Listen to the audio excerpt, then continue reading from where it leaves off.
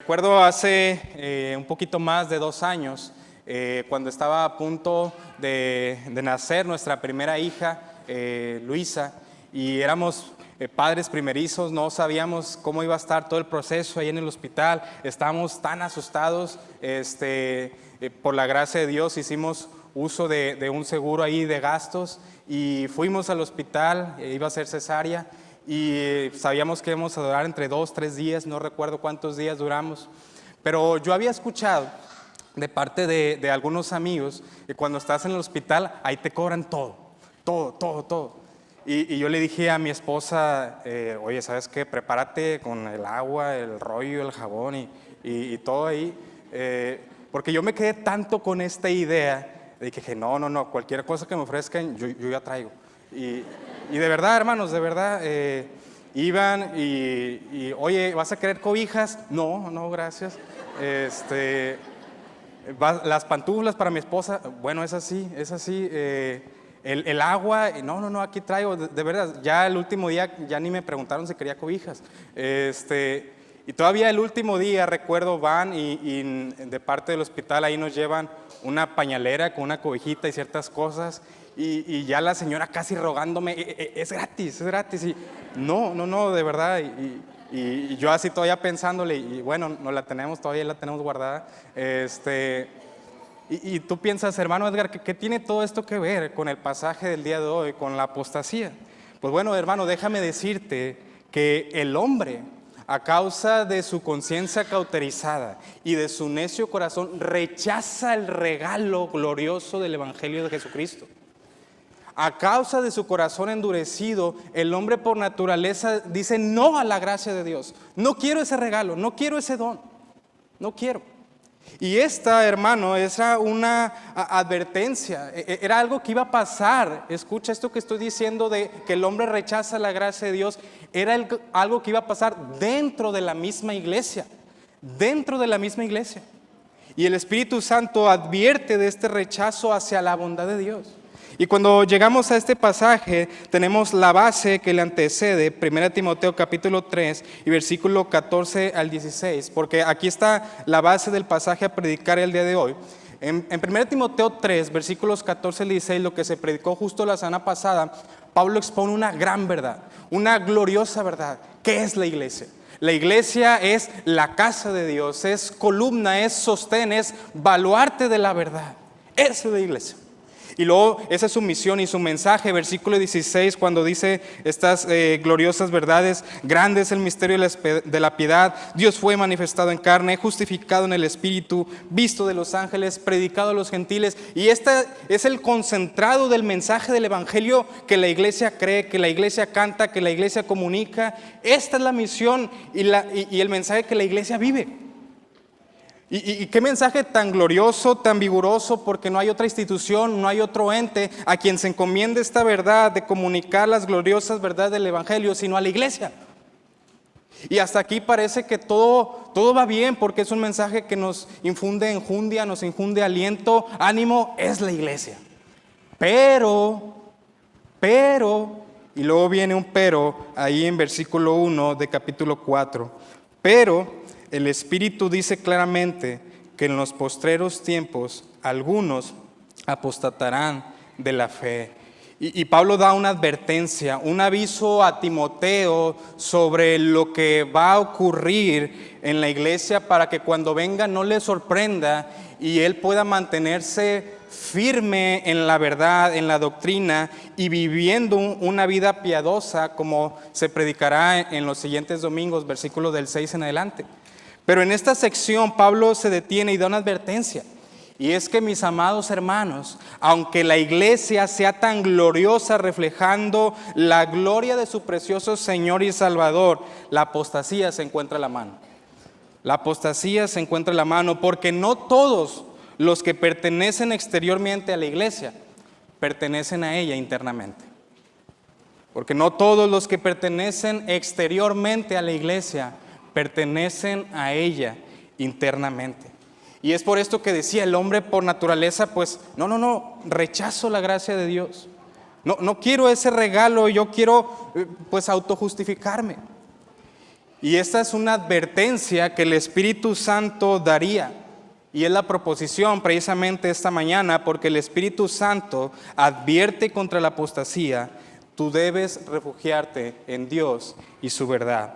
Porque el Espíritu Santo advierte contra la apostasía, tú debes refugiarte en Dios y su verdad. Ahora surge la pregunta a contestar esta mañana: ¿cómo puedo refugiarme en Dios y en su verdad? Pues esta mañana solo veremos 2 puntos, y el primero de ellos es reconociendo el engaño del enemigo que conduce al endurecimiento. Reconociendo el engaño del enemigo que conduce al endurecimiento. Versículos 1 al 3, miremos nuevamente lo que dice ahí la porción. Dice: pero el Espíritu dice claramente que en los postreros tiempos algunos apostatarán de la fe, escuchando espíritus engañadores y a doctrinas de demonios, por la hipocresía de mentirosos que, teniendo cauterizada la conciencia, prohibirán casarse y mandarán abstenerse de alimentos que Dios creó, para que con acción de gracias participasen de ellos los creyentes y los que han conocido la verdad. Y como dicen por ahí, primero hay que conocer la estrategia del enemigo. Y Pablo, inspirado por el Espíritu Santo, parece que él había recibido este mensaje de parte del mismo Dios, de la tercera persona de la Trinidad, el Espíritu Santo, y da una advertencia cuando dice: pero el Espíritu dice claramente. Y parece que Pablo quizás está pensando en lo que él mismo les había dicho a los pastores de la región de Éfeso, ahí en Hechos capítulo 20 y versículos del 29 al 30, y déjame hacer ese pequeño traslado, ese pequeño repaso, porque Pablo va de camino a Jerusalén. Él ya no tiene tiempo para otra vez meterse hasta Éfeso. Él dice: vengan acá, los veo en Mileto y les voy a decir unas últimas palabras. Y encontramos ese famoso pasaje de ninguna cosa hago caso, ni estimo preciosa mi vida para mí mismo, con tal que acabe mi carrera con gozo, el ministerio que recibí del Señor Jesucristo. Y después les pronuncia una advertencia, y versículos del 29 al 30 dice: por tanto, mirad por vosotros, se lo está diciendo a los pastores de Éfeso y la región aledaña, y por todo el rebaño en que el Espíritu Santo os ha puesto por obispos, para apacentar la iglesia de Dios, la cual él ganó por su propia sangre. Porque yo sé, mira lo que sabía Pablo, o sea, es por directamente revelación de Dios en aquel entonces: porque yo sé que después de mi partida entrarán en medio de vosotros lobos rapaces, que no perdonarán al rebaño. Y de vosotros mismos, pastores, hermanos, iglesias, se levantarán hombres que hablan cosas perversas para arrastrar tras sí a los discípulos. Y ya había dado un aviso desde antes. Y ahora dice en este versículo de 1 Timoteo 4, en los postreros tiempos. En los postreros tiempos. Y escucha, hermano, no es que un día en el futuro va a venir la apostasía y los postreros tiempos. No. Cuando Pablo escribe esta carta a Timoteo, ya están en los postreros tiempos. Ya están en los postreros tiempos. De hecho, un versículo ahí en Hechos capítulo 2 y versículo 16, Pedro predicando el día de Pentecostés, cuando mucha gente escucha el mensaje del Evangelio, Pedro cita al profeta Joel y dice, y como dice el profeta Joel, en los días postreros, y Pedro está aludiendo a que ya en Pentecostés están en los días postreros. De hecho, en la Biblia de Estudio MacArthur dice que estos postreros tiempos abarcan desde la primera venida de Cristo hasta su regreso. Es decir, mis queridos hermanos, que este tiempo, hoy en día estamos en los postreros tiempos, y por eso la apostasía está a la orden. Está a la orden del día. Estamos en los postreros tiempos. Y esta palabra apostasía se refiere a una persona que se aleja por completo de su posición original. Eso es lo que significa apostasía. Una persona que se aleja por completo de su posición original. Y quiero aclarar algo. Cuando el pasaje dice apostatar de la fe, no significa, mis queridos hermanos, que la salvación se pierda, sino que algunos que estuvieron expuestos a las verdades de la fe, a la verdad del Evangelio, y por un tiempo parece que caminaron en pos de ella, ahora se alejaron. Precisamente MacArthur dice, se trata de cristianos nominales, es decir, de puro nombre o de profesión, que se asocian con aquellos que de verdad creen en el Evangelio y luego desertan al creer mentiras y engaños, lo cual revela su naturaleza como verdaderos inconversos. Lo cual revela su naturaleza como verdaderos inconversos. Y en este primer punto veremos reconociendo el engaño del enemigo que conduce al endurecimiento y como inciso número 1, inciso A, su origen y proceso. Su origen y proceso. Y tú puedes ver el verso 1, hermano, y su origen data de los mismos demonios. Versículo 1, pero el Espíritu dice claramente que en los postreros tiempos algunos apostatarán de la fe, escuchando a espíritus engañadores y a doctrinas de demonios. En la Biblia, otras versiones, la Biblia interlineal, en lugar de espíritus engañadores, dice espíritus errantes o espíritus falsos. Y esto se traduce en obra de Satanás mismo. Esto que está pasando de la idolatría se traduce en obra de Satanás mismo, que busca engañar. Como dice Juan 8:44, él es padre de mentira, que busca querer que otros no le den gloria a Dios. Hay una lucha, hermano, espiritual.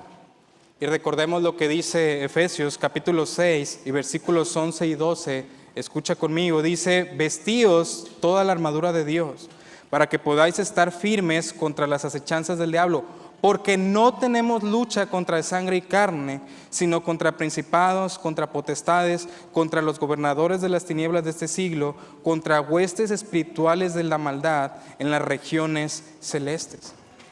Y estos espíritus engañadores y doctrina de demonio, que ahorita en el inciso B veremos su contenido, estos espíritus engañadores usan o son manifestados a través de, como dice el versículo 2, hombres mentirosos, quizás falsos maestros. Y te acuerdas quizás de lo que dice 1 Timoteo 1:20, ahí Himeneo y Alejandro.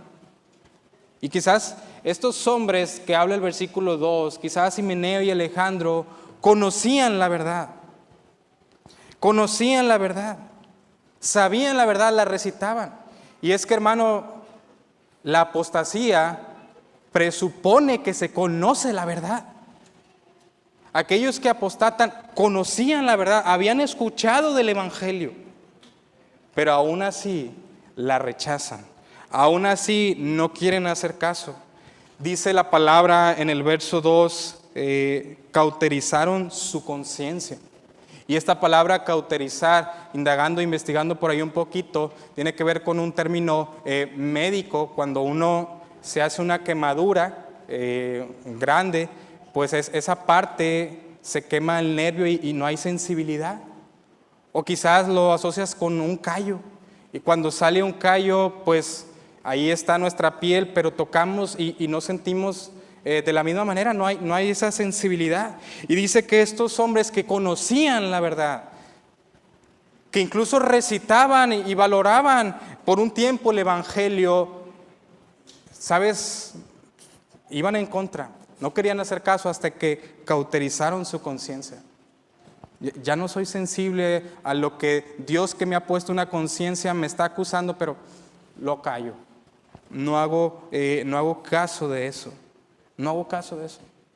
Y este era el origen, este era el proceso. Y mira cómo empieza ese proceso de la apostasía. Versículo 1 nuevamente, apostatarán de la fe, y luego viene ahí un verbo, escuchando a espíritus engañadores y a doctrinas de demonio. Y el proceso de esa apostasía, de ese engaño, cuando uno se aparta, es cuando se empieza a escuchar otras voces que no es la voz de Dios.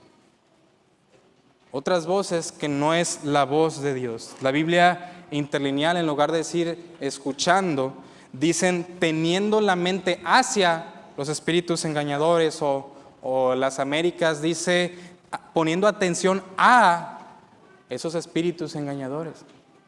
Y hermano, mira, es un completo concentrarse y poner atención a otras cosas que no es la voz de Dios. Y es ahí cuando se empieza el proceso de la apostasía. Escuchando y poniendo atención a otras cosas que no es la voz de Dios.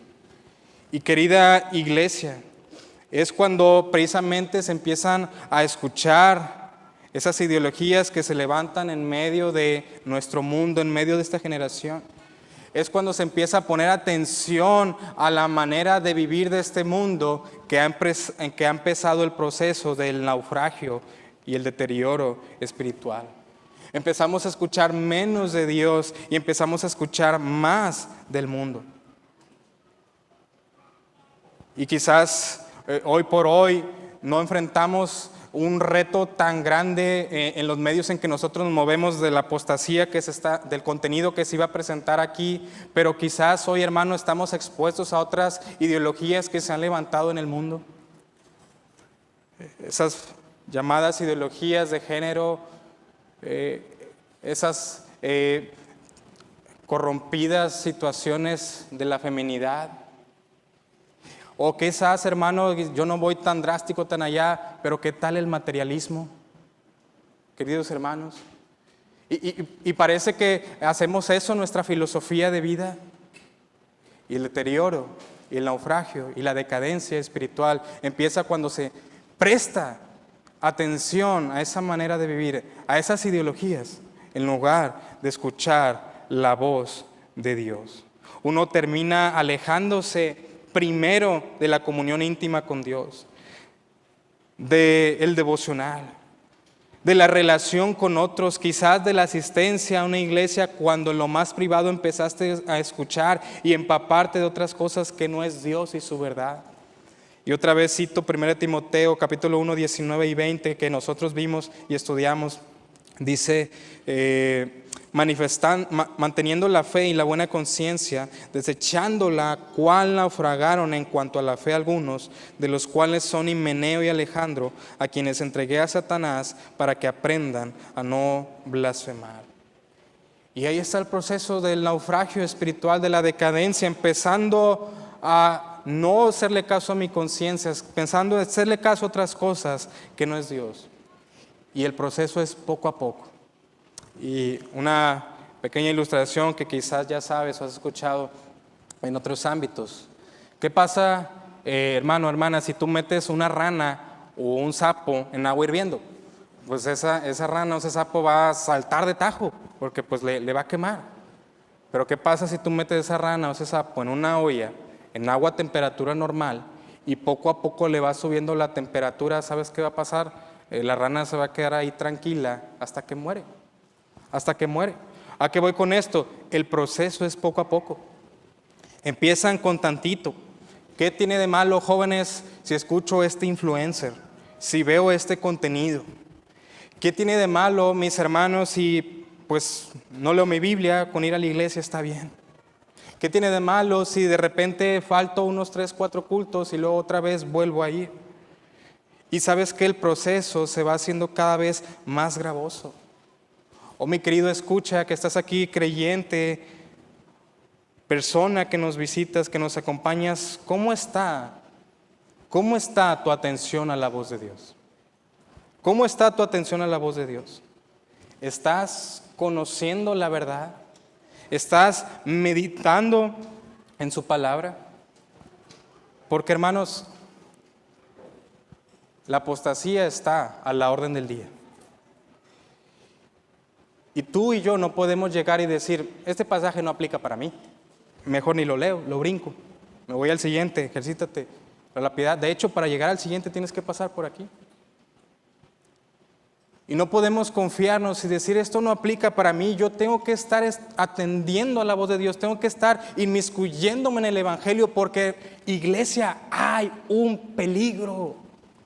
Hay un peligro. Y es apartarse de las verdades del Evangelio. Y entonces tú y yo tenemos que prestar atención a su voz. Cuando en este mundo se han levantado muchas voces que quieren apagar la voz de Dios e incluso intentan burlarse de lo que Dios ha establecido. Y tú y yo nos tenemos que estar apegando a Dios y su palabra, porque hay un peligro. Es como cuando le dices a tu hijo, a tu hija, por ahí no, te vas a caer, te vas a pegar. Hay un peligro. hay una advertencia, hay un aviso. Y este es su origen y su proceso, pero también veremos un poquito de su contenido ahí en el versículo 3. Dice, prohibirán casarse y mandarán abstenerse de alimentos que Dios creó, para que con acción de gracias participasen de ellos los creyentes y los que han conocido la verdad. En versículo 1, Pablo dice que apostatarán de la fe escuchando espíritus engañadores y a doctrinas de demonios. Y uno podría pensar, Pablo, pues oye, ¿cuáles son esas doctrinas de demonios? ¿Qué rito o qué cosa macabra, qué cosa de ocultismo van a enseñar? ¿Qué van a decir? No. Pues versículo 3 te da la respuesta. Mira el contenido de esas doctrinas de demonios. Versículo 3. Prohibirán casarse y mandarán abstenerse de alimentos que Dios creó. Ahí da la respuesta. Están prohibiendo casarse y están prohibiendo abstenerse de ciertos alimentos. Y hasta este punto toca el contenido de la falsa enseñanza, porque en capítulo 1, tú lo recordarás, Pablo da un mandato, una instrucción a Timoteo. Hey, Timoteo, por favor, que no enseñen diferente doctrina. Pero hasta ese punto no se había abordado el contenido de esa diferente doctrina, sino hasta que llegamos a capítulo 4, cuando dice, están imponiendo que no se casen y que no coman ciertos alimentos.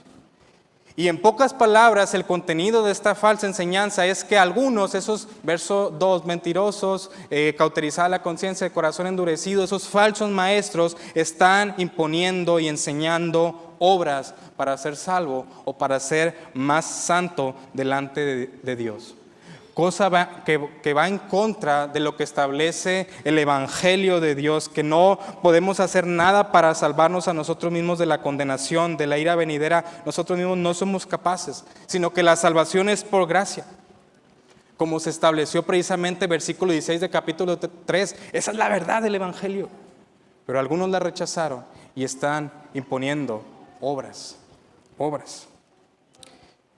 Y aquí las personas que describe el verso 2 están imponiendo estas obras, esta especie de legalismo. ¿Y de dónde surge este contenido? Rápidamente, hermanos, en aquel entonces, de parte, estaba en boom la filosofía griega, y de parte de la filosofía de los griegos con su helenismo y de los judíos con su legalismo, esta mezcla, surgió una especie de herejía que se llamaba el gnosticismo, y quizás ha escuchado esta palabra en algún otro lugar. ¿Y qué era lo que establecía el gnosticismo? En pocas palabras, lo que el gnosticismo decía es que la materia o la carne es mala y el espíritu es bueno. De hecho, para estas personas, hablar de la encarnación de Jesús, no, ¿cómo crees?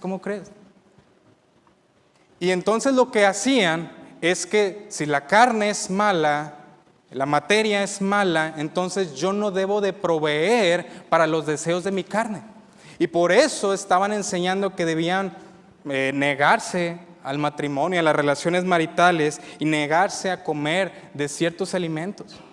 Por si fuera de ellos, pues no comían, pero tenían que comer para sobrevivir, porque ellos decían que era pecaminoso proveer para los deseos de la carne.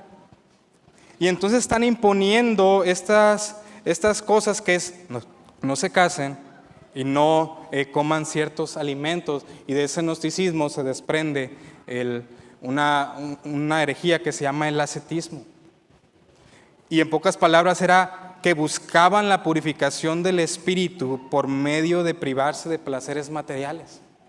Buscaban la purificación del espíritu para poder debían purificarse del espíritu por medio de negarse a placeres materiales. Había otra corriente de esta manera de pensar, y era el libertinaje. Pues si el espíritu es bueno y la carne es mala y estas no tienen nada que ver, pues yo le doy rienda suelta a mis deseos carnales y al cabo acá es otra cosa. Y precisamente esta es la herejía que combate la carta de Judas, y les dice a aquellos que contendáis ardientemente por la fe contra estos que viven impíamente. Y se está levantando esta herejía, este contenido, hermanos, donde están imponiendo obras, Y como lo mencionábamos ahí con los hermanos en el grupo pequeño el jueves, ciertamente hay alimentos que por la condición de uno por el caso que padecemos quizás ciertas enfermedades, pues nos hacen más mal que otros alimentos y debemos de ser prudentes en consumirlos o no. Pero el punto de este versículo 3 es que estos falsos maestros, versículo 2, estos engañadores y mentirosos, están imponiendo que no se debe comer ciertos alimentos porque según ellos, pues al no hacer eso eres más santo o eres salvo. Cosa que precisamente Colosenses 2 trata, esas cosas tienen cierto mérito en cuanto a la carne, es disciplina, pero ninguno en cuanto a la salvación. Ninguno en cuanto a la salvación. Y lo que está diciendo Pablo, estas enseñanzas son demoníacas. Son demoníacas, ¿por qué? Porque desvían el corazón y el pensamiento de las personas a supuestas obras de piedad y las apartan de la redención perfecta llevada a cabo por Cristo. Están desviando el corazón y la atención a que cumplan obras de piedad, desviando la atención de la obra redentora de Cristo. Por eso es que Pablo habla y amonesta fuertemente a los Gálatas y le dice: hey, si yo o un ángel del cielo predica otro evangelio al que antes fue anunciado, sea anatema, sea anatema. Y hermano, la Biblia trata mucho con este problema de falsa enseñanza. En el Antiguo y en el Nuevo Testamento sobre todo, y trata también de contrarrestar la apostasía. Lo tenemos en pasajes como este, en 1 Timoteo 4, tenemos otros pasajes como Colosenses 2, como Hebreos 3, 4, 6, Hebreos 10, la carta de Judas, primera de Juan, hablan estos pasajes y a lo que voy es que se habla mucho del tema y es por algo y es importante. Se habla mucho del tema y es por algo y es importante. Y hermanos, por eso, como iglesia, debemos conocer la verdad, de conocer y reconocer las artimañas del enemigo, cómo actúa, cómo se mueve y predicar la verdad. Y por eso me encanta cómo está estructurada esta carta, porque versículos 14 al 16, esta es la iglesia, ella es la que conoce la verdad. Si quieres conocer la verdad, ve a la iglesia. Ahí se predica el evangelio, ahí se vive el evangelio, ella es columna y baluarte de la verdad. Ese es el lugar en que tú te debes de refugiar.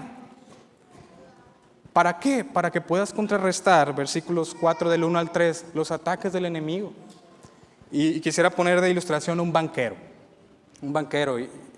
Y tú vas a un banco y está la persona ahí detrás de ventanilla y quizás hoy en día es con una maquinita, ¿verdad? Pero antes era a mano. Y un banquero recibía tantos billetes, pasaban por sus manos. De hecho, recibía capacitación constante de esto quizás. Y recibía tantos billetes que cuando un billete falso pasaba por su mano, pues él lo podía reconocer. Oh, mis queridos creyentes, que de igual manera nosotros estemos tan empapados, tan sumergidos, tan llenos, tan inmiscuidos en la verdad del evangelio, que cuando se acerque a algo de doctrina falsa, podamos fácilmente reconocer y contrarrestar. Reconocer y contrarrestar.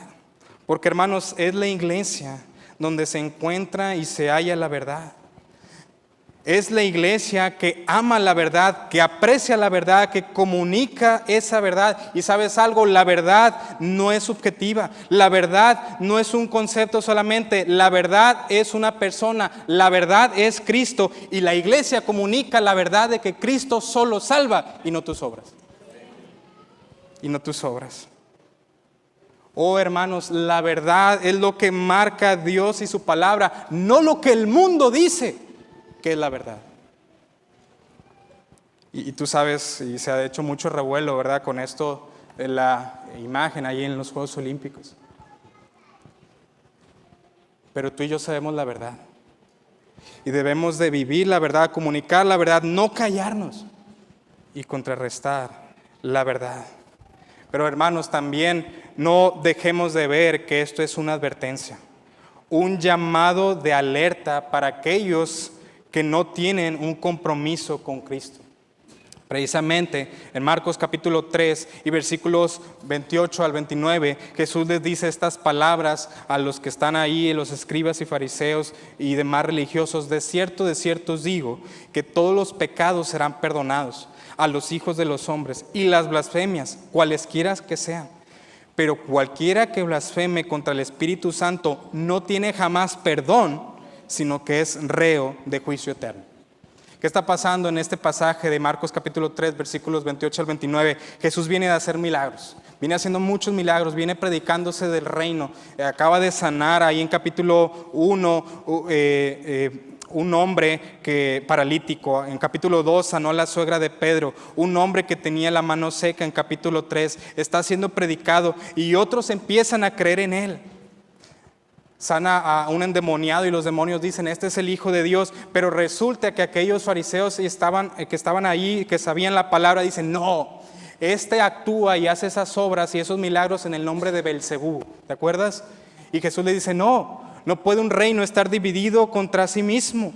No puede un reino estar dividido contra sí mismo. Y después termina diciendo estas palabras que leí, hermano: porque el Espíritu Santo ha venido obrando. Dios estaba siendo manifestado, se estaba siendo predicado, estaba el Espíritu Santo redarguyendo y estaba hablando a estas personas, pero estas personas decían: no. Ellos se negaban a ese regalo de gracia, de bondad de Dios. Por eso también en Hebreos capítulo 3 dice: si oyeres hoy su voz, no endurezcáis vuestros corazones. Y Hebreos está citando el Antiguo Testamento ahí en los tiempos de Moisés, como en la provocación, en el día de la tentación en el desierto, donde me tentaron vuestros padres, me probaron y vieron mis obras 40 años, a causa de lo cual me disgusté contra esa generación y dije: siempre andan vagando en su corazón y no han conocido mis caminos. Por tanto juré en mi ira: no entrarán en mi reposo. Y luego advierte: mirad, hermanos, que no haya en ninguno de vosotros corazón malo de incredulidad para apartarse del Dios vivo. Mirad que no haya en ninguno de vosotros corazón malo de incredulidad para apartarse del Dios vivo. Oh queridos jóvenes, no estás bien delante de Dios porque vienes con tu familia a la iglesia. Querida persona que nos has acompañado por uno o varios domingos o sigues la transmisión, sabes, Dios ha estado hablando a tu vida, Dios ha estado obrando. Escucha su voz. Por eso Hebreos advierte y dice: si oyeres hoy su voz, no endurezcáis tu corazón. Porque precisamente este es el núcleo de la apostasía: un corazón endurecido. Este es el núcleo de la apostasía: un corazón que rechaza poner a Dios en el centro de su vida, dándole la gloria a Dios para hacerse Él mismo la gloria. Y entonces te digo, tú necesitas el Evangelio. Tú necesitas el Evangelio. Y hay un comentarista decía esto acerca de la apostasía, Warren Wiersbe, va a aparecer ahí en pantalla. Dice: un apóstata no solo está equivocado doctrinalmente, sino también moralmente. Su vida privada se ha deteriorado antes que su doctrina cambie. De hecho, es probable que haya cambiado sus enseñanzas para poder continuar una vida pecaminosa y apaciguar su conciencia. La fe y la conducta siempre van juntas. La fe y la conducta siempre van juntas. Y hermano, en pos de lo que creemos, en pos de lo que la iglesia canta, comunica, vive la verdad, es en pos de eso que tenemos que andar. Y un corazón endurecido tiende a la apostasía porque quiere seguir en su vida, quieren seguir en sus hábitos. Y necesitas una y otra vez el Evangelio. ¿Te acuerdas lo que dice Hebreos 4, versículo 12? Y compara la palabra de Dios con una espada. Porque precisamente Hebreos 4:12 es como la culminación, viene siendo casi la culminación de ese capítulo, pero antes te ha hablado de la dureza de corazón desde capítulo 3, capítulo 4, si oyeres hoy su voz, no endurezcáis su corazón. ¿Y sabes cuál es la cura para el corazón necio y endurecido? Su palabra. Su palabra, que es como una espada que penetra y discierne los pensamientos del corazón. Hermano, tú y yo necesitas su palabra.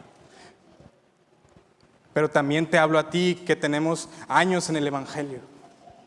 Porque muchas veces nuestro corazón tiende a alejarse, tiende a sentirse frío de Dios. Tendemos a poner más la mirada en que la vida se centra en mi trabajo, la vida se centra en mi familia, la vida se centra en progresar. Y tendemos a endurecernos quizás.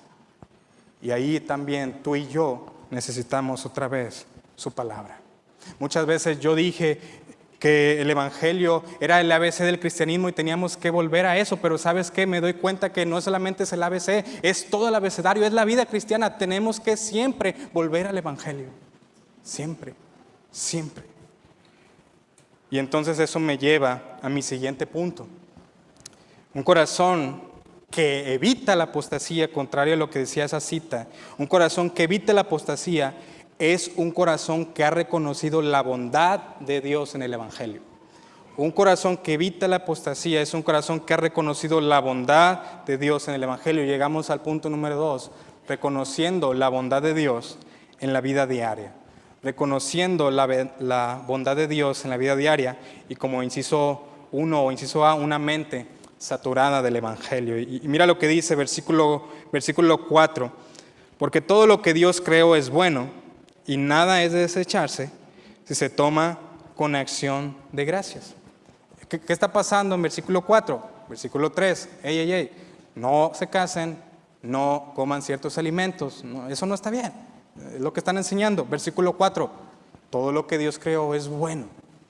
Y parece que Pablo traslada la mente a Génesis capítulo 1, capítulo 2, y quisiera recordarte lo que dice Génesis capítulo 1, dice, y dijo Dios, versículos 28 a 31, he aquí, os he dado toda planta de semilla que está sobre la tierra y todo árbol en que hay fruto y que da semilla, os serán para comer.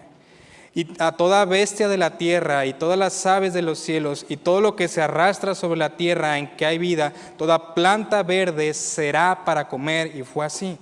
Y vio Dios todo lo que había hecho, y he aquí que era bueno en gran manera. Y fue la tarde y la mañana, el día sexto. Y eso dice Dios sobre lo que hizo y sobre lo que dejó para comer, sobre el matrimonio, capítulo 2, versículo 18. Y dijo Jehová Dios, no es bueno que el hombre esté solo, le haré ayuda idónea para él. Versículo 22. Y de la costilla que Jehová Dios tomó del hombre, hizo una mujer y la trajo al hombre. Mira quién está proveyendo. Versículo 24. Por tanto, dejará el hombre a su padre y a su madre, y se unirá a su mujer, y serán una sola carne. Y lo que se está poniendo en relieve en el versículo 4 es la verdad de lo que Dios es bueno, y la verdad de lo que Dios hace. Todas las cosas que Él hace son buenas, todo lo que hace es bueno, todo. Esto es la verdad de Dios y su palabra, y se trae a colación en el texto para contrarrestar la verdad. Mira lo que está haciendo, porque el versículo 4 es la aplicación de 1 Timoteo 3:16 y 3:14 y 16. Porque la iglesia es la que da a conocer la verdad, y aquí se levanta una herejía, versículo 4, y Pablo la está contrarrestando con lo que es la verdad. Tú dices que esto está mal, yo te digo que Dios lo hizo bueno. Y está poniendo en relieve la verdad de Dios sobre la falsa enseñanza que se había levantado. Dios es bueno y todo lo que Dios hace es bueno. Y mira cómo termina el versículo 4, porque este es el punto del versículo y el punto de este inciso, versículo 4, hay una condicionante, si se toma con acción de gracias. Si se toma con acción de gracias. Hermano, aquel que ha comprendido el Evangelio, aquel que ha comprendido que es un vil pecador, que reconoce que no merece más que juicio y condenación, sin embargo Dios le ha salvado, es aquel que puede ponerse frente a su plato a la mesa y derramar su corazón con gratitud a Dios por lo recibido. Porque él sabe que no merece nada. Él sabe que si tiene ahí para comer es por la pura bondad y la gracia de Dios. Y por eso es que puede orar, no por rutina, no por cumplir, no por un check-in, no, sino gracias, Señor. Gracias. Porque la realidad, hermano, es que el Evangelio permea cada una de las áreas de nuestra vida, hasta lo más común y cotidiano como lo es el matrimonio y como lo es el comer. El Evangelio permea cada una de las áreas de la vida, cada una de las áreas de la vida. Cambia la perspectiva, trastorna la manera de ver las cosas, afecta la manera en que nos comportamos. Eso es lo que hace el Evangelio en la vida del creyente. Pero el hombre natural no puede derramar su corazón en gratitud a Dios. Por eso Pablo añade en el versículo ahí 3:1 antes, quienes creen y conocen la verdad. Para quienes creen y conocen la verdad. la gozosa aceptación de la verdad, hermanos. Acepta la verdad gozosamente y aceptar la verdad gozosamente no conduce al ascetismo, me privo para ser más santo, no, sino a la participación con acción de gracias. A la participación con acción de gracias. Aún ahí, hermanos, se debe dar la gloria a Dios sabiendo que yo puedo participar de esos alimentos por la pura gracia de Dios. Y eso es una mente saturada del Evangelio. ¿Te acuerdas lo que dice 1 Corintios 10:31? ¿Qué está citando Pablo en 1 Corintios 10 y desde antes? El comer. Si pues coméis o bebéis o hacéis alguna otra cosa, si se me pasó algo, dice, o hacéis otra cosa, ¿qué? Hacedlo todo para la gloria de Dios. Todo para la gloria de Dios. Una mente saturada por el Evangelio. Hermano, hoy por la tarde tenemos nuestro culto de Santa Cena. Y después de eso un tiempo de comunión entre hermanos. Y hermano, déjame preguntarte, ¿nos hemos puesto a darle gracias a Dios por ese tiempo hermoso? ¿Nos hemos puesto a darle gracias a Dios porque podemos ser partícipes? ¿Valoramos estas acciones? ¿Valoramos esos tiempos? ¿Qué hay del trabajo? El trabajo que tienes. ¿Qué hay de la esposa, el esposo que tienes? Los hijos que Dios te ha dado. Incluso las dificultades que Dios en su soberanía te permite vivir. Hermano, el Evangelio cambia todo eso para que en medio de cualquier caos, adversidad, situación o ambiente, tú des gracias a Dios y des gloria a Dios. Todo redunda para su gloria y nuestro bien eterno, y al comprender esa justicia de Dios y su favor y misericordia para nosotros, mi corazón y tu corazón debe rebosar en gratitud a Dios y entrega a Él en todo.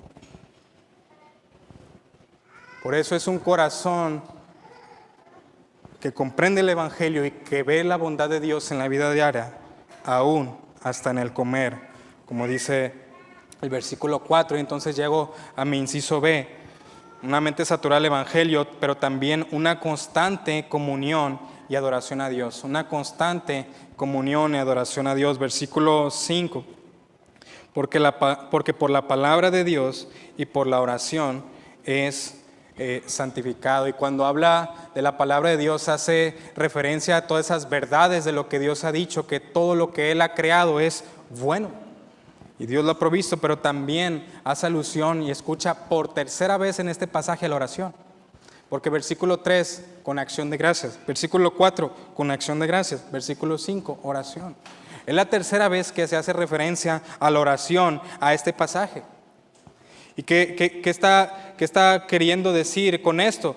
Pablo indica, hermanos, que por medio de la oración, aquello que parecía ser una cosa tan cotidiana, aquello que parecía ser algo sin referencia a las cosas sagradas, adquiere valor sagrado, santificado, separado para Dios.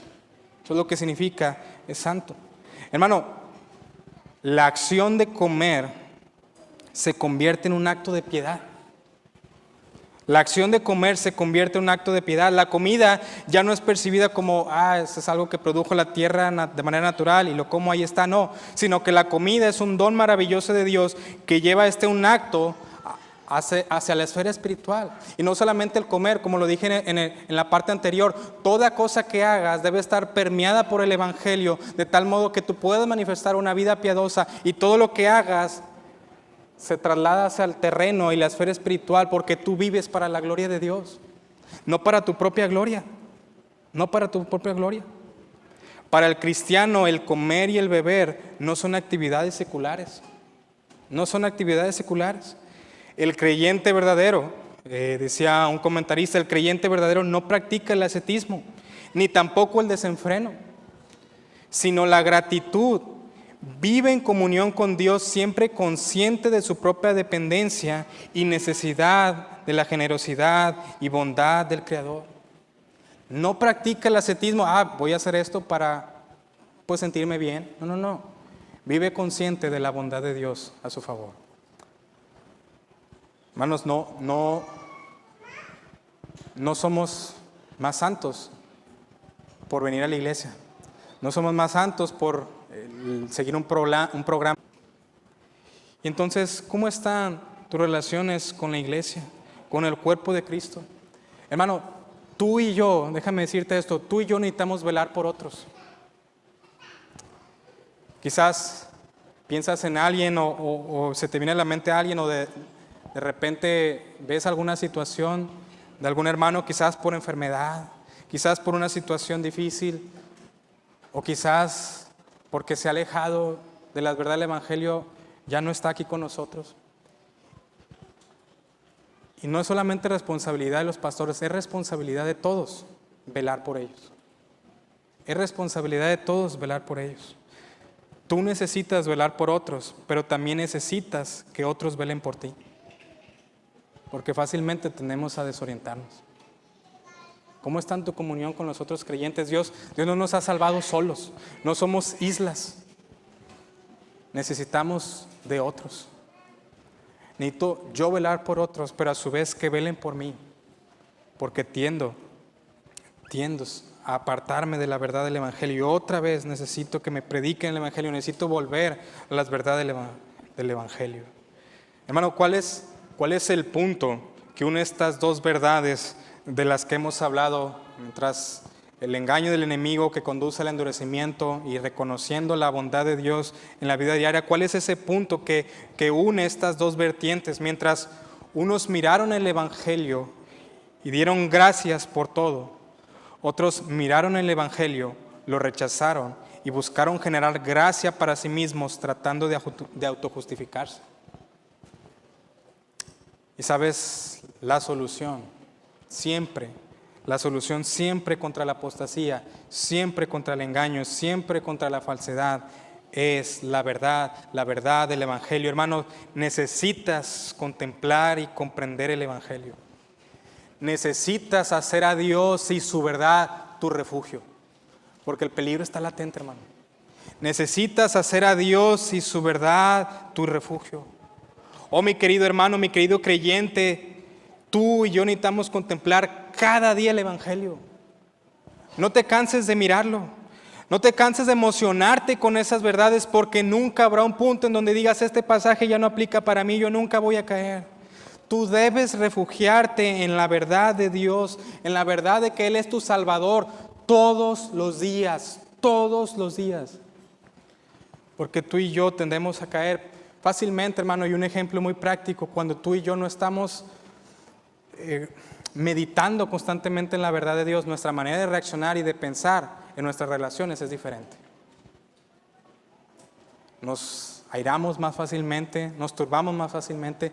Tú y yo necesitamos el Evangelio cada día. Como dice aquel himno que cantamos muchas veces, contempla a Dios. Él formó todo, pero también Él es el que te ha salvado en la cruz del Calvario. Contempla. Un predicador decía, el cristianismo se puede expresar en estas tres frases. Yo merecía el infierno, Jesús tomó mi infierno y ya no me queda más que su cielo. Oh, que nunca nos cansemos de contemplar el glorioso Evangelio del Dios bendito que ha dado su vida para que ahora yo pueda vivir por Él. Hermano, nunca te canses de contemplar. Tengas 1 año, días o 50 años en la fe, nunca te canses de contemplar ese Evangelio. Nunca te canses. Porque ¿sabes qué? Porque el Espíritu Santo da una advertencia contra la apostasía.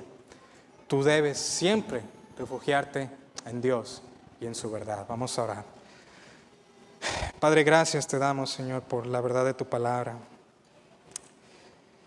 Es un pasaje, Señor, que nos advierte, que da una alerta, Señor, para que vengamos ante tus pies, Señor, dejando mi culpa, dejando ritos y aceptarte por fe. Pero también, Señor, como iglesia, es un pasaje que nos lleva a vivir nuestra fe, una vida piadosa delante de ti, delante de tu presencia, Señor. Padre, como mencionábamos, Señor, no No podemos por nosotros mismos, necesitamos de tu gracia y de tu perdón. Cada día en nuestra vida diaria, Señor. Ayúdanos a ejercitarnos en las disciplinas espirituales, a contemplarte, a maravillarnos por ti. Yo te ruego, Señor, si hoy aquí hay corazones que se han sentido distantes de ti, Señor, yo te ruego, Señor, que tú hables con tu palabra predicada, que tu Espíritu Santo redarguya esos corazones, Señor, y que vengan a tu perdón, a tu gracia. Yo te ruego, Señor, por aquellos también que no han conocido tu verdad y se han escuchado, Señor, y te ruego, Señor, que ellos puedan refugiarse en el Dios maravilloso y Salvador, conociendo, Señor, que no podemos hacer nada para justificarnos, pero que ya tú has hecho una obra maravillosa de amor en la cruz del Calvario, Señor. Gracias, Señor, por tu palabra. Ayúdanos, Padre, a apegarnos siempre a tu verdad, a apegarnos siempre a Jesucristo. En el nombre de Cristo Jesús oramos. Amén y amén.